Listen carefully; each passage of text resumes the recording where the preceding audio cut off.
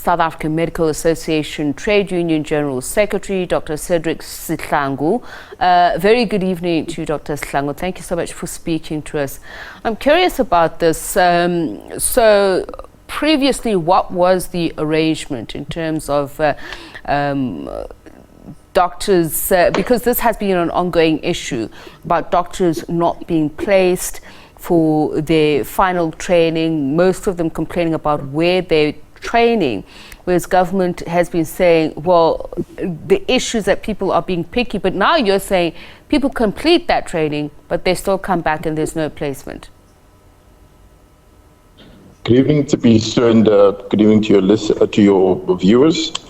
Yeah, look, this problem has been ongoing for quite a number of years now. It's actually recurring.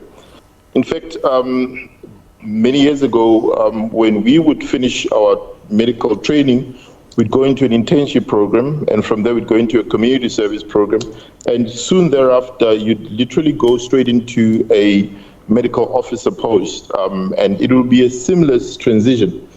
But for whatever reason, the past couple of years, dating back from more than 5 years ago, there seems to be continuous problems. Firstly, with the placement of interns, we've seen instances where overly qualified graduates who become interns were told that, a couple of years back, that there are no more posts for those qualified graduates. And that went on to community service placements, where suddenly there's not enough funded posts for community service doctors. But it seems as if this has gone on beyond the actual training years, if you want to call it, your internship and your community service years, because it's 2 years of internship and 1 year of compulsory community service before you can go in to be an independent practitioner. But what has happened now is, once you've done all those 3 years, and now you are really fully qualified, independent practitioner, ready to serve the nation and the country. Now we are told there's just no jobs in the government sector. See to finish. It's either you go to private or you go abroad. And our view, we see this in a very dim light, to say it cannot be acceptable in a country like ours, where the skills are direly needed in the far-flung communities, in the rural areas, from those who are, not well-to-do, who can't afford private healthcare. That's the bulk of the nation. We say these skills must be deployed in those areas, and it's simply unacceptable for a government to come and say we don't have funding, and it's up to you what you want to do with your career. Okay, I'm hoping, I know that the difficulty with reconnection at this time with load shedding and everything, but I'm hoping that the quality of the line is going to improve somewhat. So Dr. Sihlangu, the private sector, you say, is not an option. Emigration, I know there is, in terms of brain drain, this is a phenomenon that is growing. But is that also something that doctors find is workable, going to other countries? Because we know with the whole immigration issue for a lot of countries being a political football, so to speak, is that the best option for them? Look, in our view, it's not the best option. The best option is home. If we could have it our way, our doctors would be here serving the communities that inspired them to go and study medicine in the first place. I don't think, those who become doctors in South Africa do so with an intention to go and work abroad in the UK, in the US, and you name it, in Canada. But it becomes almost the only way out for many of our colleagues who simply can't get a job at home, here at home. And that's the only way that they can make a living, is to go out there, fend for themselves and their families. So, you see, so the problem is, if we as a country don't take this issue seriously, as a government, I'm talking about the government in power now, is that we are pushing out the skills. It's not by deliberate will that doctors want to go away. It's by virtue of there being no options for them here at home.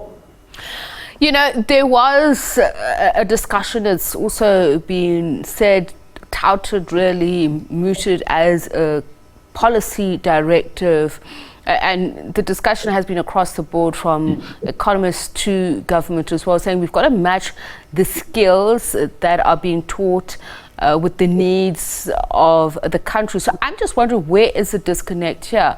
Do we have many more people who are studying medicine than the country needs, or is it just failure to organize properly? Because if you go into some rural areas, there actually is no, and I'm talking about proper quality healthcare infrastructure, let alone staffing. I think it's the latter from the options that you've given. I think it's definitely lack of organizing. There's poor administrative capacity for whatever reason. We don't have enough doctors in the country. I think that goes without saying. I mean, if you look at the ratio that we have is 0.3, per 1,000 population, when the ideal is about 1 to 1,000, doctors, that is, in terms of the WHO. So that goes without saying. We don't have enough doctors, and you need to do very extensive experiments and research to realize that. You go to Baragwanath, for example, you see the kind of queues in the maternity ward of women waiting for cesarean sections. There's not enough resources, not enough doctors. You go to the far-flung villages where doctor comes once in a week, and if you miss that appointment, you're going to have to wait for another week. And so, I mean, the examples are unending. So there's not a question of we've got enough skills. We don't have enough skills. In fact, the direction is that we need to produce more. Hence, you see some programs that say we're sending doctors out or students out to Cuba to go train because our own production capacity is inadequate in the country. Some of our own students go to China and you name it, Russia, because we need to produce more. But the problem is, okay, so for whatever reason, I need to ask you this final question because we are running out of time, and you can complete your train of thought as you answer me. Are doctors willing to stay behind in those post-community service training? And I know it's unfair to ask anybody to work for free, but even if there was a stipend or some sort of financial support or subsidization, is it something that some of them would consider doing?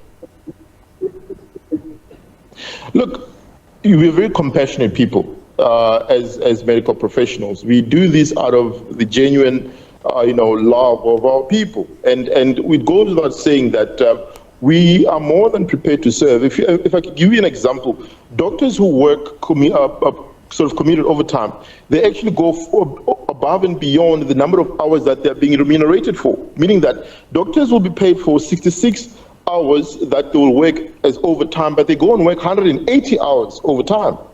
So that question it goes without saying. But the problem is we need to have a partner that works with us, not against us. And in the current situation, doctors are really being thrown under the bus. All right. Really do appreciate that.